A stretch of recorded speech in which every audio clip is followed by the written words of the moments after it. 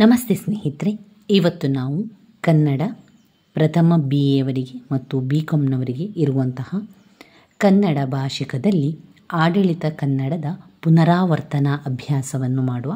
ಈಗಾಗಲೇ ನಾನು ಪ್ರಬಂಧವನ್ನು ಎಲ್ಲ ಪ್ರಬಂಧದಲ್ಲಿರುವಂತಹ ಪ್ರತಿಯೊಂದು ಪ್ರಬಂಧವನ್ನು ಕೂಡ ಪುನರಾವರ್ತನ ಅಭ್ಯಾಸವನ್ನು ಮಾಡಿದ್ದೇನೆ. ಇದರಲ್ಲಿ ಎಲ್ಲ ಕೂಡ ನಾವು ನೋಡಿದ್ದೇವೆ. ಒಂದು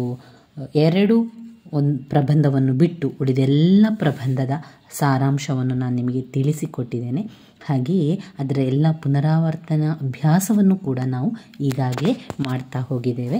ನೀವು ನನ್ನ ಹಳೆಯ ವೀಡಿಯೋಸ್ ಎಲ್ಲ ನೀವು ನೋಡಿದರೆ ನಿಮಗೆ ಅದರಲ್ಲಿ ಪ್ರಬಂಧದ ಸಂಪೂರ್ಣ ಎಲ್ಲ ಪ್ರಬಂಧದ ಸಾರಾಂಶವನ್ನು ನಾನು ನಿಮಗೆ ತಿಳಿಸಿದ್ದೆ.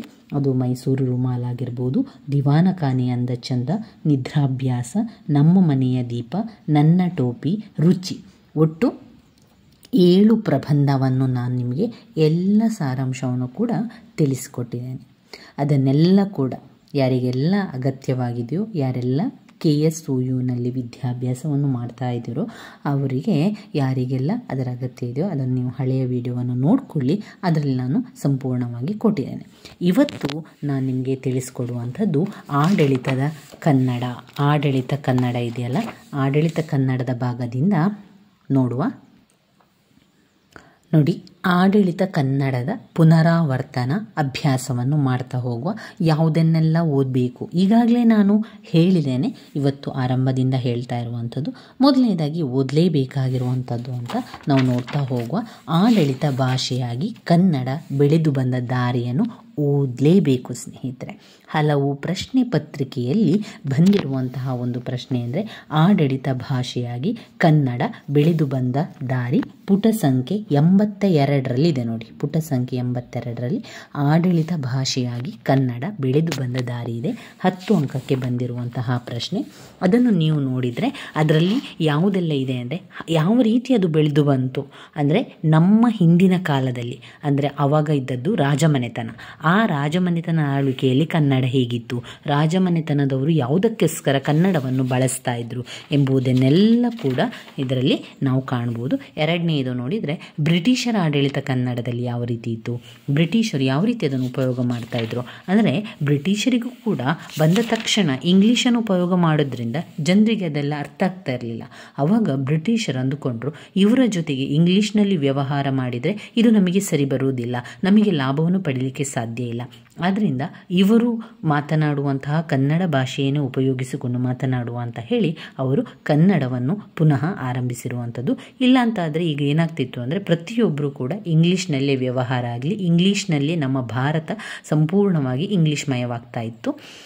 ಅದರ ನಂತರ ಅವರು ಅಂದ್ಕೊಂಡ್ರು ಇವರಿಗೆ ಇಂಗ್ಲೀಷಲ್ಲಿ ತುಂಬ ಕಷ್ಟ ಆಗ್ತಾ ಇದೆ ಅಥವಾ ವ್ಯವಹಾರ ಮಾಡಲಿಕ್ಕೆ ಸಾಧ್ಯ ಆಗ್ತಾ ಇಲ್ಲ ಅಂತ ಅವರು ಅಂದ್ಕೊಂಡಾಗ ಏನಾಯಿತು ಅಂದರೆ ಇಂಗ್ಲೀಷನ್ನು ಸ್ವಲ್ಪ ಸೈಡಿಗಿಟ್ಟು ನಂತರ ಕನ್ನಡದಲ್ಲಿ ಎಲ್ಲ ವ್ಯವಹಾರಗಳನ್ನೆಲ್ಲ ಆರಂಭಿಸಿದರು.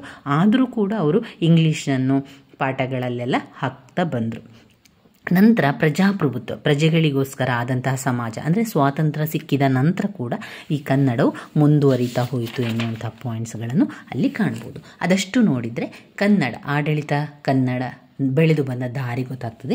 ಇನ್ನು ತುಂಬಾ ಇಂಪಾರ್ಟೆಂಟ್ ಆಗಿರುವಂಥದ್ದು ಆಡಳಿತ ಕನ್ನಡದ ಸ್ವರೂಪ ಲಕ್ಷಣಗಳು. ಇದು ಕೂಡ ಹಾಗೆ ತುಂಬ ಪ್ರಶ್ನೆ ಪತ್ರಿಕೆಯಲ್ಲಿ ಇದನ್ನು ರಿಪೀಟ್ ಆಗಿ ಕೇಳುವಂತಹ ಪ್ರಶ್ನೆ ಆಗಿದೆ. ಆಡಳಿತ ಕನ್ನಡದ ಸಾಮಾನ್ಯ ಸ್ವರೂಪ ಮತ್ತು ಲಕ್ಷಣಗಳು. ಅದರಲ್ಲಿ ನಾವು ಅದು ಸ್ಪಷ್ಟವಾಗಿರಬೇಕು, ಖಚಿತವಾಗಿರಬೇಕು, ಏಕರೂಪತೆಯಿಂದ ಕೂಡಿರಬೇಕು, ಸರಳತೆಯನ್ನು ಹೊಂದಿರಬೇಕು, ಸಂಕ್ಷಿಪ್ತವಾಗಿರಬೇಕು, ಸಮಗ್ರತೆ ಇರಬೇಕು, ಸೌಜನ್ಯದಿಂದ ಕೂಡಿರಬೇಕು, ಭಾಷಾ ಶುದ್ಧಿ ಇರಬೇಕು. ಇದನ್ನೆಲ್ಲ ಹೇಳುವಂಥದ್ದು ಪುಟ ಸಂಖ್ಯೆ 92 ಮತ್ತು 93ರಲ್ಲಿ ಆಡಳಿತ ಕನ್ನಡದ ಸಾಮಾನ್ಯ ಸ್ವರೂಪ ಲಕ್ಷಣದ ಬಗ್ಗೆ ಇದೆ. ಪಾಯಿಂಟ್ಸ್ ರೀತಿಯಲ್ಲೇ ಇದೆ. ಆ ಪಾಯಿಂಟ್ಸನ್ನು ಸ್ವಲ್ಪ ಕಲ್ತ್ಕೊಳ್ಳಿ. ಹಾಗೆ ಅದರ ಪಾಯಿಂಟ್ಸ್ ಒಳಗೆ ಬರುವಂತಹ ಕೆಲವೊಂದು ವಿವರಣೆಯನ್ನು ಸ್ವಲ್ಪ ಕಲಿತರೆ ಸಾಕು ಸ್ನೇಹಿತರೆ.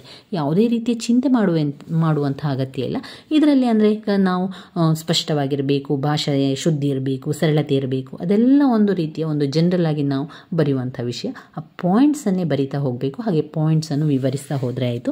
10 ಅಂಕಕ್ಕೆ ಅಂತ ಬಂದಾಗ ನೀವು 3 ಪುಟದಷ್ಟು ಬರೀಲೇಬೇಕು ಸ್ನೇಹಿತರೆ. 3ರಿಂದ 4 ಪುಟದಷ್ಟು ಬರೆಯಿರಿ. ಆ ಪಾಯಿಂಟ್ಸನ್ನು ಸ್ವಲ್ಪ ಒಂದು ಪುಟಕ್ಕೆ 1-2 ಪಾಯಿಂಟ್ಸ್ ಬರೆದು ಅದನ್ನು ವಿವರಿಸ್ತಾ ಹೋಗಿ. ಇದಾದ ನಂತರ ಆಡಳಿತ ಕನ್ನಡದಲ್ಲಿ ತುಂಬಾ ಮುಖ್ಯವಾಗಿರುವಂಥ ಒಂದು ಪ್ರಶ್ನೆ, ಔಪಚಾರಿಕ ಪತ್ರ ಎಂದರೇನು ಅಥವಾ ಸರಕಾರಿ ಪತ್ರ ಎಂದರೇನು ಅಂತ ಕೇಳುವಂಥದ್ದು. ಸರಕಾರಕ್ಕೆ ಸಂಬಂಧಪಟ್ಟಂತಹ ಪತ್ರದ ಬಗ್ಗೆ ಬರಿಬೇಕು. ಪುಟ ಸಂಖ್ಯೆ 100ರಲ್ಲಿ ಇದೆ ನೋಡಿ, ಔಪಚಾರಿಕ ಪತ್ರ ಅಥವಾ ಸರಕಾರಿ ಪತ್ರ. 10 ಅಂಕಕ್ಕೆ ಬಂದಿರುವಂತಹ ಪ್ರಶ್ನೆಯಾಗಿದೆ. ಇನ್ನು ಅದರ ಲಕ್ಷಣಗಳನ್ನು ಕೇಳಿದರೆ ಈ ಪಾಯಿಂಟ್ಸ್ಗಳನ್ನೆಲ್ಲ ನಾವು ಬರಿಬೇಕು. ಅಲ್ಲಿ ವಿಳಾಸ ಇರಬೇಕು, ಅದು ಯಾರಿಗೆ ಬರೆಯುವಂಥ ಪತ್ರ ಇರಬೇಕು, ವಿಷಯ ಇರಬೇಕು, ಪತ್ರದ ಓಡಲು ಒಕ್ಕಣೆ ಇರಬೇಕು, ಮುಕ್ತಾಯ ಇರಬೇಕು, ಅದಕ್ಕೆ ಸಹಿ ಎಲ್ಲ ಇರಬೇಕು. ಅದೆಲ್ಲ ಕೂಡ ಸ್ವರೂಪ ಲಕ್ಷಣಗಳಲ್ಲಿ ಬರುವಂಥದ್ದು. ಇನ್ನು ಸುತ್ತೋಲೆ ತುಂಬಾ ಇಂಪಾರ್ಟೆಂಟ್, 5 ಅಂಕಕ್ಕೆ ಬಂದಿರುವಂತಹ ಪ್ರಶ್ನೆ. ಸುತ್ತೋಲೆ ಎಂದರೇನು, ಸುತ್ತೋಲೆಯ ಲಕ್ಷಣಗಳನ್ನು ತಿಳಿಸಿ ಅಂತ ಸಂಪೂರ್ಣವಾಗಿ 103 ಪುಟದಲ್ಲಿರುವಂಥ ಎಲ್ಲವನ್ನು ಕೂಡ ಬರಿಬೇಕಾಗ್ತದೆ. ನಾವು ಮೊದಲು ಏನು ಅಂತ ಬರಿಬೇಕು, ಅರ್ಥ ಮಾಡ್ಕೊಳ್ಬೇಕು. ಈ ಸುತ್ತೋಲೆ ಅಂದರೆ ಏನು, ಒಂದೇ ವಿಷಯವನ್ನು ಪ್ರಿಂಟ್ ಮಾಡುವಂಥದ್ದು. ಈಗ ಒಂದು ಯಾವ ರೀತಿ ಅಂದರೆ, ಇಲ್ಲಿ ಸಂಬಂಧಪಟ್ಟ ಸುತ್ತೋಲೆ ಸರಕಾರಕ್ಕೆ ಸಂಬಂಧಪಟ್ಟದ್ದು ಅಂತ ಇಟ್ಕೊಳ್ಳುವ. ನಿಮಗೆ ಉದಾಹರಣೆಯನ್ನು ಕೊಡುವಂಥದ್ದು, ಈಗ ನಮಗೆ ಒಂದು ಗೃಹ ಪ್ರವೇಶ ಇದೆ, ಮನೆಯೊಕ್ಕಲ್ಲಿ ಇರ್ತದೆ. ಅಂಥ ಸಂದರ್ಭದಲ್ಲಿ ಅದರ ಬಗ್ಗೆ ಬರೆದು ಒಂದು ವಿಷಯವನ್ನು ಹಲವು ಪ್ರಿಂಟ್ಗಳನ್ನು ಮಾಡುವಂಥದ್ದು, ಹಲವು ಪ್ರತಿಗಳನ್ನು ಮಾಡಿ ಎಲ್ಲರಿಗೆ ನಾವು ಹಂಚುತ್ತೇವೆ ಅಲ್ಲ, ಅದನ್ನೇ ಒಂದು ಸುತ್ತೋಲೆ ಅಂತ ಹೇಳುವಂಥದ್ದು. ಸರಕಾರಕ್ಕೆ ಸಂಬಂಧಪಟ್ಟಂತಹ ಒಂದು ವಿಷಯವನ್ನು ತುಂಬ ಪ್ರಿಂಟ್ ತೆಗೆದು ಎಲ್ಲರಿಗೆ ಕಳಿಸುವಂಥದ್ದು ಸುತ್ತೋಲೆ. ಈ ರೀತಿಯಾಗಿ ಸುತ್ತೋಲೆ ಅಂದರೆ ಒಂದು ವಿಷಯವನ್ನು ಹಲವು ಪ್ರಿಂಟ್ ಮಾಡಿ ಕಳಿಸುವಂಥದ್ದೇ ಸುತ್ತೋಲೆ. ಅದರ ಲಕ್ಷಣಗಳು ಕೂಡ ಇಲ್ಲಿದೆ, ಯಾವ ರೀತಿ ಮೊದಲು ಬರಬೇಕು, ಯಾವ ರೀತಿ ಪತ್ರ ಬರೀಬೇಕು ಎನ್ನುವಂಥದ್ದು. ಉದಾಹರಣೆ, ಒಂದು ಮಾದರಿಯನ್ನು ಬರೀರಿ ಅಂತ ಹೇಳಿದರೆ ನಾವು ಈ ರೀತಿ ಒಂದು ಮಾದರಿಯನ್ನು ಬರಿಬೇಕಾಗ್ತದೆ. ಎಲ್ಲಿ ವಿಳಾಸವನ್ನು ಬರಿಬೇಕು, ಹಾಗೆ ಎಲ್ಲಿ ವಿಷಯವನ್ನು ಬರಿಬೇಕು, ಎಲ್ಲಿ ಒಂದು ಸಹಿಯನ್ನು ಹಾಕಬೇಕು, ಎಲ್ಲ ನಮಗೆ ಗೊತ್ತಿರಬೇಕು. ಅದರೊಳಗಿರುವಂಥ ವಿಷಯ ಏನು ಕೂಡ ನೀವು ಬರಿಬೋದು, ಅದೇ ವಿಷಯ ಆಗಬೇಕು, ಇಲ್ಲಿ ಕೊಟ್ಟಿರುವಂಥ ವಿಷಯ ಆಗಬೇಕು ಏನಿಲ್ಲ, ನಿಮಗೆ ಬೇಕಾದಂಥ ವಿಷಯವನ್ನು ಬರಿತಾ ಹೋಗ್ಬೋದು. ಒಂದು ಸುಲಭದ ಮಾದರಿಯನ್ನು ತಗೊಂಡು ಬರೆದ್ರೆ ಆಯಿತು. ಅಂದರೆ ಕೆಲವು ರಿಕ್ವೆಸ್ಟ್ ಮಾಡಿದ್ದೀರಿ ಅಧಿಕೃತ ಪತ್ರವನ್ನು ತಿಳಿಸಿ ಅಂತ. ಇಲ್ಲಿ ಯಾವುದೂ ನನಗೆ ನೋಡುವ ರೀತಿಯಲ್ಲಿ ಅಧಿಕೃತ ಪತ್ರ ಅಂತ ಇದರಲ್ಲಿ ಕೊಡಲಿಲ್ಲ. ಸಿಕ್ಕಿದರೆ ಖಂಡಿತವಾಗಿಯೂ ನಾನು ನಿಮಗೆ ಅದನ್ನು ತಿಳಿಸ್ಕೊಡ್ತೇನೆ. ನನ್ನ ಪುಸ್ತಕದಲ್ಲಿ ಅಧಿಕೃತ ಪತ್ರದ ಬಗ್ಗೆ ಯಾವುದೂ ರೀತಿ ಕಾಣ್ತಾ ಇಲ್ಲ. ಹಾಗೆ ಸುತ್ತೋಲೆ ಇದೆ, ಜ್ಞಾಪಕ ಪತ್ರ ಇದೆ. ಜ್ಞಾಪನ ಪತ್ರ ಬೇಕು ಅಂತಾದರೆ 103 ಪುಟದಲ್ಲಿದೆ. ಇದರ ಎಲ್ಲವನ್ನು ವಿಷಯವನ್ನು ಕೂಡ ಬರಿತಾ ಹೋದರೆ ಆಯಿತು. ಅಷ್ಟೇನು ಇಂಪಾರ್ಟೆಂಟ್ ಅಲ್ಲ, ಆದರೆ ಅದನ್ನು ಸ್ವಲ್ಪ ಓದ್ಕೊಳ್ಬೋದು.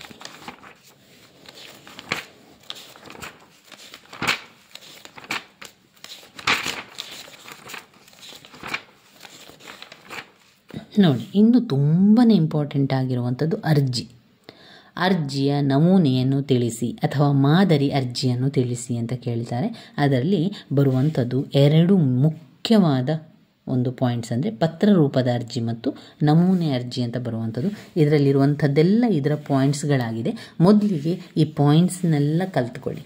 ಈ ಪಾಯಿಂಟ್ಸನ್ನು ಸರಿಯಾಗಿ ಕಲಿತ ನಂತರ ಅದರೊಳಗೆ ಯಾವ ವಿಷಯಗಳು ಬರ್ತದೆ, ಏನೆಲ್ಲ ವಿಷಯಗಳು ಹಾಕಬೇಕು ಎಂಬುದನ್ನು ಪುಟ ಸಂಖ್ಯೆ 135ರಲ್ಲಿದೆ ನೋಡಿ. 135ರಲ್ಲಿ ಎಲ್ಲ ವಿಷಯಗಳು ಅದರಲ್ಲಿ ಸಿಗ್ತದೆ. ಆ ಪಾಯಿಂಟ್ಸನ್ನು ಮೊದಲು ಅರ್ಥ ಮಾಡ್ಕೊಳ್ಳಿ, ನಂತರ ಅದರೊಳಗೆ ವಿಷಯ ಏನು ಅಂತ ಬರಿತಾ ಹೋದರೆ ಆಯಿತು. ನೋಡಿ, ಮಾದರಿಯನ್ನು ಕೇಳಿದರೆ ಈ ರೀತಿಯ ಮಾದರಿಯನ್ನು ಬರೀಬೇಕಾಗ್ತದೆ. ನಿಮಗೆ ಒಂದು ವೇಳೆ ಆ ಪ್ರಶ್ನೆಗೆ ಇನ್ನೊಂದು ಚಾಯ್ಸ್ ಅಂತ ಇದ್ದರೆ ನೀವು ಇದನ್ನು ತಗೊಳ್ಬೇಡಿ, ಇದನ್ನು ಸೆಲೆಕ್ಟ್ ಮಾಡಬೇಡಿ, ಮತ್ತೊಂದು ನಿಮಗೆ ಗೊತ್ತಿದ್ದರೆ ಅದನ್ನೇ ಬರೀರಿ ಸ್ನೇಹಿತರೆ. ಯಾಕಂದರೆ ಮಾದರಿ ಬರೆಯುವಂಥದ್ದಂತೂ ಹೇಳಿದರೆ ಏನಾಗ್ತದೆ ಅಂದರೆ ತುಂಬ ಸಮಯಾವಕಾಶ ಬೇಕಾಗ್ತದೆ. ಯಾಕಂದರೆ ಅವರು ಕೇಳುವಂಥ ಪ್ರಶ್ನೆಗಳು ಹೇಗಿರ್ತದೆ ಅಂದರೆ, ನಮೂನೆಯ ವಿಧವನ್ನು ತಿಳಿಸಿ ಮತ್ತು ಆ ಮಾದರಿಯನ್ನು ಬರೀರಿ ಅಂತ ಕೇಳ್ತಾರೆ. ಆಗ ನಾವು ಅದರ ಅರ್ಥವನ್ನು ಬರಿಬೇಕು, ಅದರ ವಿವರಣೆಯನ್ನು ಬರಿಬೇಕು, ಅದರ ಜೊತೆಗೆ ಈ ರೀತಿಯ ಒಂದು ಕಾಗದವನ್ನು ಕೂಡ ಬರಿಬೇಕಾಗ್ತದೆ ನೋಡಿ. ಅದಕ್ಕೋಸ್ಕರ ಸಮಯ ತುಂಬ ಬೇಕಾಗ್ತದೆ. ಕನ್ನಡ ಬರೀಲಿಕ್ಕೆ ಆದಷ್ಟು ಸಮಯವೇ ಕಡಿಮೆ ಆಗುವಂಥದ್ದು, ಅಂದರೆ ಸಾಕಾಗುವುದಿಲ್ಲ ಸಮಯ, ಯಾಕಂದರೆ ಅಷ್ಟು ಪ್ರಶ್ನೆಗಳಿರ್ತದೆ ಕನ್ನಡದಲ್ಲಿ. ಆದ್ದರಿಂದ ಏನು ಮಾಡಿ ಅಂದರೆ ಆದಷ್ಟು ನಿಮಗೆ ಈ ರೀತಿ ಮಾದರಿ ಇರುವಂಥದ್ದನ್ನು ಸೆಲೆಕ್ಟ್ ಮಾಡಬೇಡಿ. ಮತ್ತೊಂದು ಪ್ರಶ್ನೆ ಇರ್ತದಲ್ಲ, ಆಪ್ಷನ್ ಇರ್ತದಲ್ವ, ಆ ಮತ್ತೊಂದು ಪ್ರಶ್ನೆ ನಿಮಗೆ ಗೊತ್ತಿದ್ದರೆ ಖಂಡಿತವಾಗಿಯೂ ಅದನ್ನೇ ಬರೀರಿ. ಇದು ಸ್ವಲ್ಪ ಸೈಡಿಗೆ ಇರಲಿ, ಅಂದರೆ ಓದ್ಕೊಳ್ಳಿ. ಒಂದು ವೇಳೆ ಮತ್ತೊಂದು ಪ್ರಶ್ನೆ ನಿಮಗೆ ಸಂಪೂರ್ಣ ಗೊತ್ತಿಲ್ಲ ಅಂತಾದರೆ ಇದನ್ನಾದರೂ ಬರಿಬಹುದು ಅಂತ ಕಾರಣದಿಂದ ಅಷ್ಟೇ. ಆದರೆ ಹೆಚ್ಚು ಪ್ರಶ್ನೆಗೆ ಉತ್ತರ ಇದರಲ್ಲಿರುವುದರಿಂದ ಅದರಿಂದ ನೀವು ಸೆಲೆಕ್ಟ್ ಮಾಡಬೇಕಾದ್ರೆ ಇದನ್ನು ಮಾದರಿ ಇರುವಂಥದ್ದನ್ನು ತಗೊಳ್ಬೇಡಿ ಅಂತ ನಾನು ಹೇಳುವಂಥದ್ದು.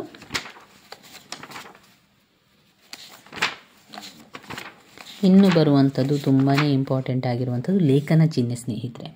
ಹಲವು ಪ್ರಶ್ನೆ ಪತ್ರಿಕೆಯಲ್ಲಿ ಕೇಳಿದ್ದಾರೆ. 10 ಅಂಕಕ್ಕೂ ಕೂಡ ಬಂದಿದೆ, ಕೆಲವೊಂದರಲ್ಲಿ 5 ಅಂಕಕ್ಕೂ ಕೂಡ ಬಂದಿರುವಂಥದ್ದನ್ನು ನೀವು ನೋಡಿರ್ಬೋದು. ಹಳೆಯ ಪ್ರಶ್ನೆ ಪತ್ರಿಕೆಯನ್ನು ನೋಡ್ಕೊಳ್ಳಿ ಸ್ನೇಹಿತರೆ. ನಿಮಗೆ ಒಂದು ವೇಳೆ ಹಳೆಯ ಪ್ರಶ್ನೆ ಪತ್ರಿಕೆಗಳು ಸಿಗಲಿಲ್ಲ ಅಂತಾದರೆ ಏನೂ ಚಿಂತೆ ಮಾಡಬೇಕು ಅಂತಿಲ್ಲ. ಯಾಕಂದರೆ ಗೂಗಲಲ್ಲಿ ಸರ್ಚ್ ಮಾಡಿದರೆ ನಿಮಗೆ ಎಲ್ಲ ಪ್ರಶ್ನೆ ಪತ್ರಿಕೆಗಳು ಕೂಡ ಅವರು ಕೊಡ್ತಾರೆ. ಅಂದರೆ ನೀವು KSOU ನಲ್ಲಿ ಯಾರೆಲ್ಲ ವಿದ್ಯಾಭ್ಯಾಸವನ್ನು ಮಾಡ್ತಾ ಇದ್ದೀರೋ ಅವರು KSOU ಕ್ವಶನ್ ಪೇಪರ್ ಅಂತ ಹಾಕಿ ಅವರು ಯಾವ ವರ್ಷದ್ದು ಅಂತ ಕೇಳ್ತಾರೆ, ಅಲ್ಲಿ ವರ್ಷವನ್ನು ಕೂಡ ಹಾಕಿ ಯಾವ ವರ್ಷದ್ದು, ಹಾಗೆ ಯಾವುದು ನಿಮ್ಮದು BA BCom ಯಾವುದು ಅಂತ ಕೇಳ್ತಾರೆ, ಅದನ್ನು ಕೂಡ ಹಾಕಿದರೆ ಅದರಲ್ಲಿ ಎಲ್ಲ ವರ್ಷದ ಪ್ರಶ್ನೆ ಪತ್ರಿಕೆಗಳು ಬರ್ತದೆ.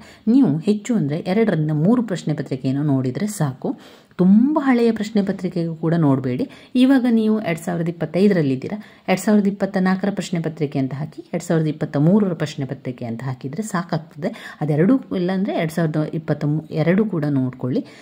2 ವರ್ಷದ ಪ್ರಶ್ನೆ ಪತ್ರಿಕೆಯನ್ನು ನೋಡಿಕೊಂಡು ನೀವು ಓದಿದರೆ ಖಂಡಿತವಾಗಿಯೂ ಕೂಡ ಪ್ರತಿಯೊಬ್ಬರು KSOU ವಿದ್ಯಾರ್ಥಿಗಳು ಪಾಸ್ ಆಗ್ತೀರಾ. ಯಾವುದೇ ರೀತಿಯ ಚಿಂತೆಯನ್ನು ಮಾಡಬೇಕು ಅಂತ ಇಲ್ಲ. ಈ ಹಳೆಯ ಪ್ರಶ್ನೆ ಪತ್ರಿಕೆಯಲ್ಲಿ ಬಂದಿರುವಂತಹ ಪ್ರಶ್ನೆಗಳನ್ನಷ್ಟೇ ಓದ್ಕೊಂಡು ಹೋಗಿ. ನಾನು ಈಗಾಗಲೇ ನನ್ನ ವಿಡಿಯೋದಲ್ಲಿ ನನ್ನ ಚಾನಲಲ್ಲಿ ಎಲ್ಲ ಕೂಡ ಓದಲೇಬೇಕಾಗಿರುವಂಥ ಹಳೆಯ ಪ್ರಶ್ನೆ ಪತ್ರಿಕೆಯಲ್ಲಿ ಬಂದಿರುವಂಥ ಪ್ರಶ್ನೆಯನ್ನಷ್ಟೇ ಕೊಟ್ಟಿದ್ದೇನೆ ಸ್ನೇಹಿತರೆ.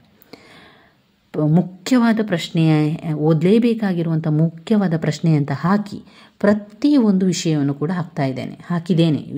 ಈಗಾಗಲೇ ನೀವು ನೋಡಿರ್ಬೋದು. ಹಳೆಯ ವಿಡಿಯೋವನ್ನು ನೀವು ನೋಡಿದರೆ ನಿಮಗೆ ಸಮಾಜಶಾಸ್ತ್ರ, ರಾಜ್ಯಶಾಸ್ತ್ರ, ಇತಿಹಾಸ, ಹಾಗೆ ಕನ್ನಡ, ಇಂಗ್ಲೀಷ್ ಎಲ್ಲದರ ಪ್ರಶ್ನೆ ಪತ್ರಿಕೆ ಇರುವಂತಹ ಮುಖ್ಯವಾದ ಪ್ರಶ್ನೆಯನ್ನು ಓದಲೇಬೇಕಾಗಿರುವಂತಹ ಪ್ರಶ್ನೆಗಳಂತ ಹಾಕಿದ್ದೇನೆ. ಅದನ್ನೆಲ್ಲ ಅಷ್ಟನ್ನು ಓದಿದರೆ ಖಂಡಿತವಾಗಿಯೂ ಪ್ರತಿಯೊಬ್ಬರು ಪಾಸ್ ಆಗ್ತೀರಾ. ಅಂದರೆ ಪ್ರಶ್ನೆಯನ್ನು ಮಾತ್ರ ಓದಿದರೆ ಪಾಸ್ ಆಗುವಂಥದ್ದಂತಲ್ಲ ನಾನು ಹೇಳುವಂಥದ್ದು. ಪ್ರಶ್ನೆಯನ್ನು ಓದಿ ಅದಕ್ಕೆ ಉತ್ತರವನ್ನು ಕಲಿಯಿರಿ ಸ್ನೇಹಿತರೆ. ಅಷ್ಟು ಓದಿದರೆ ಸಾಕಾಗ್ತದೆ. ಅದುವೇ ರಿಪೀಟ್ ಆಗಿ ಪದೇ ಪದೇ ಕೇಳುವಂತಹ ಪ್ರಶ್ನೆಗಳೇ ಆಗಿರೋದ್ರಿಂದ ನಮಗೆ ಯಾವುದೇ ರೀತಿಯ ಚಿಂತೆ ಆಗ್ತದೆ. ಎಕ್ಸಾಮ್ ಅಂತ ಹೇಳಿದ ಕೂಡ ಪ್ರತಿಯೊಬ್ಬರಿಗೂ ಕೂಡ ಟೆನ್ಷನ್ ಇರ್ತದೆ. ಅಥವಾ ಯಾವ ರೀತಿ ಓದಬೇಕಪ್ಪ, ನನಗೆ ಓದಿ ಆಗಲಿಲ್ಲ, ಇಷ್ಟೊಂದು ಪೇಜುಗಳಿದೆ, ಇಷ್ಟೊಂದು ದಪ್ಪ ಇದೆ ಪುಸ್ತಕ, ಇನ್ನೂ ಓದಿ ಆಗಲಿಲ್ಲ, ಏನು ಮಾಡಬೇಕು ಎನ್ನುವಂಥ ಚಿಂತೆ ಪ್ರತಿಯೊಬ್ಬರಿಗೂ ಬಂದೇ ಬರುವಂಥದ್ದು ಸಹಜ. ಆದರೆ ಹಳೆಯ ಪ್ರಶ್ನೆ ಪತ್ರಿಕೆಯಲ್ಲಿ ಬಂದಿರುವಂತಹ ಪ್ರಶ್ನೆಗಳನ್ನು ನೋಡಿಕೊಂಡು ಅದರನ್ನು ಉತ್ತರವನ್ನು ಕಲಿತುಕೊಂಡು ಹೋದರೆ ನಿಮಗೆ ಮುಕ್ಕಾಲು ವಾಸಿ, ಅಂದರೆ 100ರಲ್ಲಿ ಈಗ ನಾನು ಹೇಳುವಂಥದ್ದು ಮುಕ್ಕಾಲು ವಾಸಿ ಟೆನ್ಷನ್ ಫ್ರೀಯಾಗಿ ಹೋಗ್ಬೋದು. ಯಾಕಂದರೆ ನೀವು ಓದಿದ್ದು ಅಲ್ಲೇ ಇದ್ದೇ ಇರ್ತದೆ. ನೀವು ಓದಿರುವಂತಹ ಪ್ರಶ್ನೆ, ನೀವು 10 ಪ್ರಶ್ನೆಯನ್ನು ಓದಿದರೆ ಅದರಲ್ಲಿ 5 ಪ್ರಶ್ನೆ ಆದರೂ ಕೂಡ ಖಂಡಿತವಾಗಿಯೂ ಇರ್ತದೆ ಸ್ನೇಹಿತರೆ. ಯಾಕಂದರೆ ಇದು ನನ್ನ ಅನುಭವದ ಮಾತು, ನಾನು ಹೇಳ್ತಾ ಇರುವಂಥದ್ದು. ಒಂದು ಸಾಧಾರಣ 10 ಪ್ರಶ್ನೆಗಳನ್ನು ನಾನು ಓದ್ಕೊಂಡು ಹೋಗಿದ್ದೆ, ಅದರಲ್ಲಿ 5 ಅಂತೂ ಖಂಡಿತವಾಗಿಯೂ ಬಂದಿದೆ. ಅದರಿಂದ ನನಗೆ ತುಂಬ ಸಹಾಯ ಆಗಿದೆ. ಹಾಗೆಯೇ ಆ ರೀತಿ ಆವಾಗ ಏನು ತುಂಬಾ ಖುಷಿ ಆಗ್ತದೆ. ಯಾಕಂದರೆ ನಾನು ಓದಿದ್ದು ಬಂದಿದೆ, ಅಥವಾ ನಾನು ಓದಿರುವಂತಹ ಪ್ರಶ್ನೆ ಪತ್ರಿಕೆಯಲ್ಲಿ ಇದೆ ಅಂತ ಹೇಳಿದ ಕೂಡಲೇ ನಮಗೊಂಥರ ಪ್ರಶ್ನೆ ಪತ್ರಿಕೆಯನ್ನು ನೋಡಿದ ಕೂಡಲೇ ನಿಟ್ಟುಸಿರು ಬಿಡುವ ಅಂತ ಅನಿಸ್ತದೆ. ನಾನು ಓದಿದ್ದು ಬಂದಿದೆ, ಅಥವಾ ನನಗೆ ಉತ್ತರ ಗೊತ್ತಿರುವಂಥ ಪ್ರಶ್ನೆಯೇ ಅವರು ಕೊಟ್ಟಿದ್ದಾರೆ ಅಂತ ಹೇಳಿ ಒಂಥರ ಖುಷಿಯಾಗ್ತದೆ ಆ ಒಂದು ಪರೀಕ್ಷೆಯ ಹಾಲಲ್ಲಿ. ಅದರಿಂದ ನಾನು ಹೇಳ್ತಾ ಇರುವಂಥದ್ದು, ಹಳೆಯ ಪ್ರಶ್ನೆ ಪತ್ರಿಕೆಯಲ್ಲಿ ಇರುವಂತಹ ಈ ರೀತಿಯಾಗಿ ಇಂಪಾರ್ಟೆಂಟ್ ಅಂತ ಹಾಕಿ ಇಟ್ಟು ಓದ್ಕೊಂಡ್ರೆ ನಮಗೆ ಪರೀಕ್ಷೆ ಕೂಡ ತುಂಬಾ ಆರಾಮದಲ್ಲಿ ಬರೀಲಿಕ್ಕೆ ಸಾಧ್ಯ ಆಗ್ತದೆ. ಇನ್ನೂ ಅಂದರೆ 100ಕ್ಕೆ 100 ಪ್ರಶ್ನೆಗಳು ಬರ್ತದೆ ಅಂತ ನಾನು ಹೇಳುವಂಥದ್ದಲ್ಲ. ನಮಗೆ ಸಾಧ್ಯ ಆದಷ್ಟು ಈಗ ನಾವು ಹಳೆಯ ಪ್ರಶ್ನೆ ಪತ್ರಿಕೆಯನ್ನು ಓದಿದರೆ ಅದರಲ್ಲಿ ಕೆಲವು ಬಂದೇ ಬರ್ತದೆ ಸ್ನೇಹಿತರೆ. ಏನು ಚಿಂತೆ ಮಾಡಬೇಕು ಅಂತಲೇ ಇಲ್ಲ. ಆವಾಗ ನಮಗೆ ಅಷ್ಟು ಬರೆದ್ರೂ ಕೂಡ ಸಾಕಾಗ್ತದೆ. ಯಾಕಂದರೆ ಮತ್ತೆ ಉಳಿದಿರುವಂಥದ್ದನ್ನು ಗೊತ್ತೇ ಇಲ್ಲದಂತಹ ಪ್ರಶ್ನೆಗಳಿಗೆ ನೀವೇನು ಮಾಡಿ ಅಂದರೆ ಬಿಟ್ಟು ಬರಬಾರ್ದು. ಯಾವುದೇ ಪ್ರಶ್ನೆ ಉತ್ತರವನ್ನು ಬಿಟ್ಟು ಬರಬೇಡಿ. ಗೊತ್ತೇ ಇಲ್ಲದಿರುವಂತಹ ಪ್ರಶ್ನೆಗೆ ಅದಕ್ಕೆ ರಿಲೇಟೆಡ್ ಆಗಿರುವಂತಹ ಕೆಲವೊಂದು ಪಾಯಿಂಟ್ಸ್ಗಳನ್ನು ಹಾಕಿ ವಿವರಣೆಯನ್ನು ಬರೀರಿ. ನನಗೆ ಅದು ಗೊತ್ತೇ ಇಲ್ಲ, ಅದು ಏನು ಅಂತ ವಿಷಯ ಗೊತ್ತಿಲ್ಲ ಅಂತ ಆದರೂ ಕೂಡ ನಿಮಗೆ ಗೊತ್ತಿರುವಂಥದ್ದನ್ನು ಆಯ್ಕೆ ಮಾಡಿಕೊಂಡು ಸ್ವಲ್ಪ ಗೊತ್ತಿದೆ, ನನಗೆ ಅದರ ಕೆಲವೊಂದು ಪಾಯಿಂಟ್ಸ್ಗಳು ನೆನಪಿದೆ ಅಂತ ಆದರೆ ಅದನ್ನೇ ಆಯ್ಕೆ ಮಾಡಿಕೊಳ್ಳಿ. ಅದನ್ನು ಸ್ವಲ್ಪ ಆದರೂ ಕೂಡ ವಿವರಣೆಯನ್ನು ಬರೆದು ಬನ್ನಿ. ಸ್ವಲ್ಪ ಅಂತ ಅಂದರೆ ಅರ್ಧ ಪುಟದಷ್ಟೆಲ್ಲ ಬರಿಬೇಡಿ, ಜಾಸ್ತಿನೇ ಬರೀರಿ. ಈಗ 10 ಅಂಕಕ್ಕೆ ಅಂತ ಬಂದಾಗ 3 ಪುಟದಷ್ಟಾದರೂ ಕೂಡ ನೀವು ಬರೀಲೇಬೇಕು. ಯಾವುದೇ ಪ್ರಶ್ನೆ ಉತ್ತರವನ್ನು ಬಿಟ್ಟು ಬರಬೇಡಿ. ನಾನು ಹೇಳೋದಷ್ಟೇ, ಎಲ್ಲದಕ್ಕೂ ಕೂಡ ಬರೆದು ಬನ್ನಿ. ಪಾಯಿಂಟ್ಸ್ ಮಾಡಿ ಉತ್ತರವನ್ನು ಬರೆಯಿರಿ. ಸೀದಾ ನೇರವಾಗಿ ಬರಿತಾ ಹೋಗಬೇಡಿ. ಬರಿತಾ ಹೋದರೆ ಅಂಕಗಳು ಸಿಗುವುದಿಲ್ಲ ಅಂತಲ್ಲ, ಕೊಡ್ತಾರೆ, ಸ್ವಲ್ಪ ಅಂಕ ಸಿಗ್ತದೆ. ಆದರೆ ನೀವು ಯಾವಾಗ ಪಾಯಿಂಟ್ಸ್ ರೀತಿಯಲ್ಲಿ ಬರಿತೀರೋ ಆವಾಗ ಏನಾಗ್ತದೆ ಅಂದರೆ ಅವರಿಗೂ ಕೂಡ ನೋಡುವಾಗ ಇವರು ಪಾಯಿಂಟ್ಸ್ ರೀತಿಯಲ್ಲಿ ಬರ್ಕೊಂಡು ಹೋಗಿದ್ದಾರೆ, ಇವರಿಗೆ ಸ್ವಲ್ಪ ವಿಷಯ ಗೊತ್ತಿದೆ ಎನ್ನುವಂಥ ಒಂದು ಅವರಿಗೂ ಕೂಡ ಅರ್ಥ ಆಗ್ತದೆ. ಹಾಗೆ ಅವರು ಸ್ವಲ್ಪ ಜಾಸ್ತಿ ಮಾರ್ಕು ನಿಮಗೆ ಸಿಗ್ತದೆ. ಅದರಿಂದ ಈ ರೀತಿಯಾಗಿ ನೋಡಿ, ಇವರು ನೋಡಿ ಇಲ್ಲಿ ಒಂದು ಪಾಯಿಂಟ್ಸ್ ಬರೆದು ಅದಕ್ಕೆ ವಿವರಣೆಯನ್ನು ಬರೆದಿದ್ದಾರೆ. ಇದೇ ರೀತಿಯಲ್ಲಿ ನಾವು ಪ್ರಶ್ನೆ ಪತ್ರಿಕೆಯಲ್ಲಿ ಉತ್ತರವನ್ನು ಬರೀಬೇಕು. ನೋಡಿ, ಸ್ವಲ್ಪ ಒಂದು ಪೀಠಿಗೆಯನ್ನು ಹಾಕುವಂಥದ್ದು, ಅದಾದ ಮೇಲೆ ಈ ರೀತಿಯಾಗಿ ಪಾಯಿಂಟ್ಸನ್ನು ಬರೆಯುವಂಥದ್ದು, ಪಾಯಿಂಟ್ಸನ್ನು ಹಾಕಿ ಅದಕ್ಕೆ ವಿವರಣೆಯನ್ನು ಬರೀತಾ ಹೋಗಿ. ಇದೇ ರೀತಿಯಲ್ಲಿ ಇದ್ದರೆ ಆಯಿತು. ನೋಡಿ, ಲೇಖನ ಚಿಹ್ನೆಯನ್ನು ಓದ್ಕೊಳ್ಳಿ. ಸುಲಭ ಇದೆ, ನಮ್ಮ ಮೊದಲಿಂದಲೇ ನಾವು ಕಲ್ತಿರುವಂಥದ್ದೇ ಆಗಿರುವಂಥದ್ದು. ಅಂದರೆ ಪ್ರಶ್ನೋತ್ತರ ಚಿಹ್ನೆ, ಅಲ್ಪ ವಿರಾಮ ಚಿಹ್ನೆ, ಅರ್ಧ ವಿರಾಮ ಚಿಹ್ನೆ, ಪೂರ್ಣ ವಿರಾಮ ಚಿಹ್ನೆ ಅಂತ. ಇದು 10 ಅಂಕಕ್ಕೂ ಕೂಡ ಕೇಳಿದ್ದಾರೆ. ಒಂದು ಪ್ರಶ್ನೆ ಪತ್ರಿಕೆಯಲ್ಲಿ 5 ಅಂಕಕ್ಕೂ ಕೂಡ ಕೇಳಿದ್ದಾರೆ. 5 ಅಂಕ ಕೇಳಿದ ಕೂಡ ನೀವು 1 ರಿಂದ 1.5 ಪುಟದಷ್ಟು ಬರೆದ್ರೆ ಸಾಕಾಗ್ತದೆ. 10 ಅಂಕಕ್ಕೆ ಕೇಳಿದರೆ ಮಾತ್ರ ನೀವು 3 ರಿಂದ 4 ಪುಟದಷ್ಟು ಬರೆಯಿರಿ. ಇನ್ನು ಕಂಪ್ಯೂಟರ್ನ ಬಗ್ಗೆ ಕೇಳಿದರೂ ಕೂಡ ಸ್ವಲ್ಪ ಓದ್ಕೊಂಡು ಹೋಗಿ. ಕನ್ನಡ ಮತ್ತು ಕಂಪ್ಯೂಟರ್ನ ಬಗ್ಗೆ ಆದರೂ ಕೇಳ್ಬೋದು, ಅಥವಾ ಕಂಪ್ಯೂಟರ್ನ ವಿಷಯಗಳ ಬಗ್ಗೆ ಬರೀರಿ, ಅಥವಾ ಮಾಹಿತಿ ತಂತ್ರಜ್ಞಾನದ ಬಗ್ಗೆ ಬರೀರಿ ಅಂತ ಕೇಳಿದರೂ ಕೂಡ ಆ ಕಂಪ್ಯೂಟರ್ನ ವಿಷಯ ಬಗ್ಗೆ ಸ್ವಲ್ಪ ತಿಳ್ಕೊಳ್ಳಿ. ಅಂದರೆ ಈಗಿನ ನೋಡಿ, ಸಾರಾಂಶ ಕೂಡ ಇದೆ. ಈ ಸಾರಾಂಶವನ್ನು ಓದಿ ಬರೀರಿ ಅಷ್ಟೇ, ಗೊತ್ತಾಯ್ತಾ. ಕಂಪ್ಯೂಟರ್ನ ಬಗ್ಗೆ ಏನಾದರೂ ಪ್ರಶ್ನೆ ಬಂದರೆ ಅವರು ಹೆಚ್ಚಾಗಿ 5 ಅಂಕಕ್ಕೆ ಕಂಪ್ಯೂಟರ್ನ ಬಗ್ಗೆ ಕೊಡುವಂಥದ್ದು. ಅಂದರೆ ಹಳೆಯ ಪ್ರಶ್ನೆ ಪತ್ರಿಕೆಗಳನ್ನು ನೋಡಿದಾಗ ಕಂಪ್ಯೂಟರ್ನ ಬಗ್ಗೆ ಕೊಡುವಂಥದ್ದು ಹೆಚ್ಚಾಗಿ 5 ಅಂಕಕ್ಕೆ. ಈ ಸಂಪೂರ್ಣ ಸಾರಾಂಶವನ್ನು ಓದ್ತಾ ಹೋಗಿ. ಆವಾಗ ನಿಮಗೆ ಅದನ್ನೇ ಪಾಯಿಂಟ್ಸ್ ರೀತಿಯಲ್ಲಿ ಬರಿತಾ ಹೋಗಿ. ಅಂದರೆ ಜಗತ್ತು ಇಂದು ತುಂಬ ಚಿಕ್ಕದಾಗಿ ಕಾಣ್ತಾ ಇದೆ. ಇದಕ್ಕೆ ಕಾರಣ ತಂತ್ರಜ್ಞಾನ ಮತ್ತು ಮಾಧ್ಯಮಗಳಲ್ಲೂ ವಿಶೇಷವಾಗಿ ಟೆಲಿವಿಷನ್, ಕಂಪ್ಯೂಟರ್ ತಂತ್ರಜ್ಞಾನವಂತೂ ಅಂಗೈಯಲ್ಲಿ ವಿಶ್ವ ದರ್ಶನ ಮಾಡಿಸುವಂತಿದೆ ಎಂದರೆ ತಪ್ಪಾಗಲಾರದು. ಕೇವಲ ಇಂಗ್ಲಿಷ್ ಭಾಷೆಯಲ್ಲಿ ಪ್ರಸಾರವಾಗುತ್ತಿದ್ದ ಕಂಪ್ಯೂಟರ್ ಇಂದು ಅನೇಕ ದೇಶಿ ಭಾಷೆಗಳಲ್ಲೂ ಕೂಡ ಲಭ್ಯವಾಗಿದೆ. ಕನ್ನಡವಂತೂ ಇತ್ತೀಚೆಗೆ ಕಂಪ್ಯೂಟರ್, ಇಂಟರ್ನೆಟ್ ಉಪಯೋಗವನ್ನು ಅಗತ್ಯಕ್ಕೆ ತಕ್ಕಂತೆ ಅಳವಡಿಸಿಕೊಳ್ಳುತ್ತಿದೆ. ಅಷ್ಟರ ಮಟ್ಟಿಗೆ ಕನ್ನಡ ಮತ್ತು ಕಂಪ್ಯೂಟರ್ ಸಂಬಂಧ ಅಭಿವೃದ್ಧಿಯಾಗಿದೆ. ಕನ್ನಡ ಮತ್ತು ಕಂಪ್ಯೂಟರ್ ಸಂಬಂಧವನ್ನು ತಿಳಿಸಿ ಅಂತ ಎಲ್ಲ ಕೇಳ್ತಾರೆ, ಅಥವಾ ಕಂಪ್ಯೂಟರ್ನ ಬಗ್ಗೆ ಅಂತ ಕೇಳಿದಾಗ ಇದು ನೋಡಿ ತುಂಬ ಸುಲಭವಾಗಿದೆ. ಒಮ್ಮೆ ಓದ್ಕೊಂಡು ಹೋಗಿ ಆಮೇಲೆ ಅದನ್ನು ನಿಮಗೆ ಬರೀಲಿಕ್ಕೆ ಆಗ್ತದೆ. ಯಾಕಂದರೆ ಕಂಪ್ಯೂಟರ್ ಅಂತ ಹೇಳಿದ ಕೂಡಲೇ ಎಲ್ಲರಿಗೂ ಗೊತ್ತಿರುವಂಥ ಒಂದು ವಿಷಯ, ಎಷ್ಟು ಒಂದು ಸಹಾಯ ಆಗ್ತದೆ ಈ ಕಂಪ್ಯೂಟರಿಂದ. ಒಂದು ಲೆಕ್ಕ ಮಾಡಲಿಕ್ಕೆ ಇರ್ಬೋದು, ಅಥವಾ ಒಂದು ಚಿತ್ರ ಬಿಡಿಸಲಿಕ್ಕೆ ಇರ್ಬೋದು, ಒಂದು ಆಟ ಆಡಲಿಕ್ಕೆ ಇರ್ಬೋದು, ಅಥವಾ ಫೋಟೋಗಳನ್ನು ನೋಡಲಿಕ್ಕೆ ಇರ್ಬೋದು. ಎಲ್ಲದಕ್ಕೂ ಕೂಡ ಬಳಸುವಂತಹ ಒಂದು ತಂತ್ರಜ್ಞಾನ, ಎಲ್ಲದಕ್ಕೂ ಬಳಸುವಂಥ ಒಂದು ಮಾಧ್ಯಮ ಅಂತ ಹೇಳ್ಬೋದು. ಅದೊಂದು ಗಣಕಯಂತ್ರ. ಅದನ್ನೆಲ್ಲ ಬರಿತಾ ಹೋಗಿ ಏನೆಲ್ಲ ಸಹಾಯ ಆಗಿದೆ, ಯಾಕೆ ಸಹಾಯ ಆಗ್ತಾ ಇದೆ. ಒಂದು ಟಿಕೆಟ್ ಬುಕ್ಕಿಂಗ್ ಮಾಡಲಿಕ್ಕೆ ಇರ್ಬೋದು, ರೈಲ್ನ, ಬಸ್ ಎಲ್ಲಕ್ಕೂ ಕೂಡ ಇದೊಂದು ಸಹಾಯ ಆಗುವಂಥದ್ದು. ಜನರಿಗೆ ವಿಷಯ ತಿಳಿಸಲಿಕ್ಕೆ, ಜನರಿಗೆ ಮಾಹಿತಿ ಸಂಗ್ರಹಣೆ ಮಾಡಲಿಕ್ಕೆ, ಎಲ್ಲದಕ್ಕೂ ಕೂಡ ಉಪಯೋಗವಾಗುವಂಥದ್ದು ಈ ಕಂಪ್ಯೂಟರ್ ಎನ್ನುವಂತಹ ಒಂದು ವಿಷಯವನ್ನು ಇದರಲ್ಲಿ ಈ ಸಾರಾಂಶದೊಳಗೆ ಸಂಪೂರ್ಣವಾಗಿದೆ.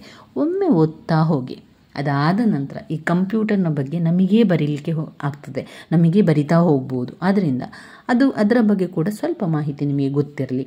ಸಂಪೂರ್ಣವಾಗಿ ಅದರೆಲ್ಲ ನೋಡಬೇಕು ಅಂತ ಏನಿಲ್ಲ, ಅದರ ಬಗ್ಗೆ ಸ್ವಲ್ಪ ತಿಳ್ಕೊಂಡ್ರೆ ಆ ಪಾಯಿಂಟ್ಸ್ ರೀತಿಯಲ್ಲಿ ಬರಿತಾ ಹೋಗ್ಬೋದು. ಏನೆಲ್ಲ ಇದೆ ಈ ಕಂಪ್ಯೂಟರ್ ಅಂತ ಹೇಳಿದ ಕೂಡಲೇ ಅದರಲ್ಲಿ ಒಂದು ಲೆಕ್ಕವನ್ನು ಕೊಟ್ಟಾಗ ಅದಕ್ಕೆ ಅದು ಉತ್ತರವನ್ನು ಹುಡುಕಿ ಕೊಡ್ತದೆ ನಮಗೆ.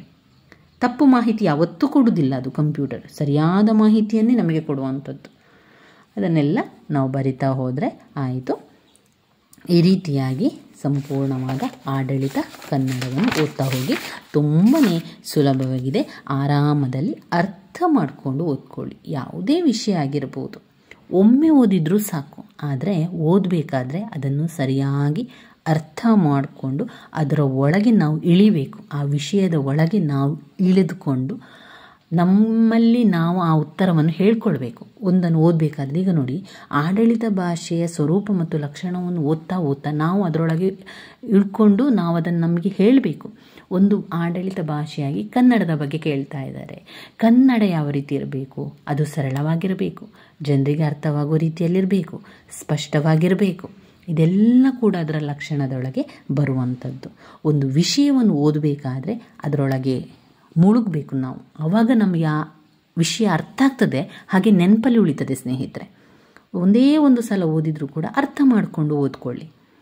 ಅದು ನಮ್ಮ ಮನಸ್ಸಲ್ಲಿ ಯಾವತ್ತೂ ಉಳಿತದೆ ಆ ಒಂದು ಉತ್ತರ. ಅದರಿಂದ ಪರೀಕ್ಷೆ ಸಮಯದಲ್ಲಿ ಕಷ್ಟ ಅಂತ ಅನ್ನಿಸೋದಿಲ್ಲ. ಈಗಲೇ ಅದರ ತಯಾರಿಯನ್ನು ಮಾಡಿಕೊಳ್ಳಿ. ತಯಾರಿಯ ತುಂಬಾ ಇಂಪಾರ್ಟೆಂಟ್. ಪುನರಾವರ್ತನಾಭ್ಯಾಸವನ್ನು ಮಾಡ್ತಾ ಇರಬೇಕು. ಇನ್ನೂ ಪರೀಕ್ಷೆಗೆ ತುಂಬಾ ಕಾಲಾವಕಾಶ ಇದೆ ನಿಮಗೆ. ಅದರ ಮೊದಲೇ ಎಲ್ಲವನ್ನು ಅಭ್ಯಾಸ ಮಾಡ್ತಾ ಹೋಗಿ. ಇವಾಗ ನಾನು ಮೊದಲಿಗೆ ಈ ಕನ್ನಡವನ್ನೆಲ್ಲ ಮುಗಿಸಿಬಿಡ್ತೇನೆ. ಇವತ್ತಿಗೆ ನಮಗೆ ಈ ಒಂದು ಪ್ರಬಂಧ ಮತ್ತು ಆಡಳಿತ ಕನ್ನಡ ಎರಡೂ ಕೂಡ ನಾವು ಮುಗಿಸಿಬಿಟ್ಟಿದ್ದೇವೆ. ಪುನರಾವರ್ತನ ಅಭ್ಯಾಸ ಪ್ರಬಂಧದಿಂದ ಕೂಡ ಆಯಿತು, ಆಡಳಿತ ಕನ್ನಡದಿಂದ ಆಯಿತು. ಇನ್ನು ಮುಂದಿನ ವಿಡಿಯೋದಲ್ಲಿ ನಾವು ಹೊಸಗನ್ನಡದ ಕವಿತೆಯನ್ನು ಮುಗಿಸುವ, ಹಾಗೆ ನಾಟಕ ಭಾಗವನ್ನು ಕೂಡ ಇದೇ ರೀತಿ ಪುನರಾವರ್ತನ ಅಭ್ಯಾಸವನ್ನು ಮಾಡ್ತಾ ಹೋಗುವ. ಉಳಿದದ್ದನ್ನು ನಿಮಗೆ ಬಿಟ್ಟಿರುವಂಥದ್ದು, ಅಂದರೆ ಇನ್ನೂ ಓದಬೇಕಾದದ್ದು ನೀವೇ. ನಾನು ಇಂಪಾರ್ಟೆಂಟ್ ಆಗಿರುವಂತಹ ಓದಲೇಬೇಕಾಗಿರುವಂತಹ ಪ್ರಶ್ನೆಗಳನ್ನೆಲ್ಲವನ್ನು ಕೂಡ ನಿಮಗೆ ತಿಳಿಸ್ಕೊಟ್ಟಿದ್ದೇನೆ. ಇನ್ನು ಸಮಯವನ್ನು ಅಡ್ಜಸ್ಟ್ ಮಾಡಿಕೊಂಡು ಓದುವಂತಹ ಕೆಲಸ ನಿಮ್ಮದು. ಇದರಿಂದ ಇವತ್ತಿನಿಂದಲೇ ಎಲ್ಲ ತಯಾರಿಯನ್ನು ಮಾಡಿಕೊಳ್ಳಿ ಸ್ನೇಹಿತರೆ. ನನ್ನ ವೀಡಿಯೋಸ್ ಎಲ್ಲ ನಿಮಗೆ ಇಷ್ಟ ಆಗ್ತಾ ಇದ್ದರೆ ಲೈಕ್ ಕೊಡಿ, ಶೇರ್ ಮಾಡಿ, ಸಬ್ಸ್ಕ್ರೈಬ್ ಮಾಡಲಿಕ್ಕೆ ಮರಿಬೇಡಿ ಸ್ನೇಹಿತರೆ. ಧನ್ಯವಾದಗಳು.